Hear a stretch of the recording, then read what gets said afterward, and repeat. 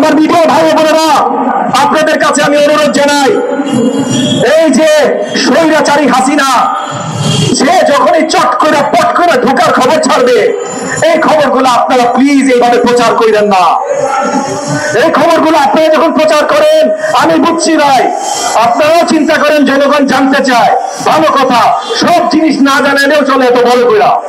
কারণ আপনারা যখন এগুলো প্রচার করেন, তখন এই যে তাদের দোসররা সাহস পাওয়া যায়, যেই সাহসে কালকে গার্মেন্টসের আন্দোলন হয়েছে, যেই সাহস পাওয়ার পর কালকে যমুনায় আন্দোলন হয়েছে, এই সাহস পাওয়া যায়।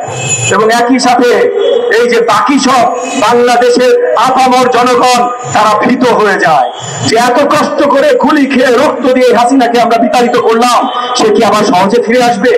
তো আপনাদের প্রতি আমি অনুরোধ জানাই, আপনারা এগুলা প্রচার করেন না। আমাদের মাননীয় শিক্ষক যারা আছেন, আপনারাও কিন্তু আমাদের মাথার বন্ধু, সবচেয়ে বেশি জ্ঞানী শিক্ষক আপনারা। আপনারা বিশ্ববিদ্যালয়ে পাঠদান করেন, আপনারা এনজিও চালান, আপনারা ব্যবসায়িক প্রতিষ্ঠান চালান, আপনারা অনেক জ্ঞানী জ্ঞানী মানুষ।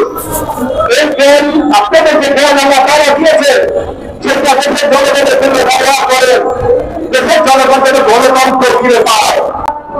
একদিকে তাকিয়ে এখন আপনাদের পছন্দের একটা সরকার ছিল, তাদেরকে সাপোর্ট করেছেন, এরপর আরেকটা পছন্দের সরকার চান, তাদেরকে সাপোর্ট করবেন, এরকম করেন না।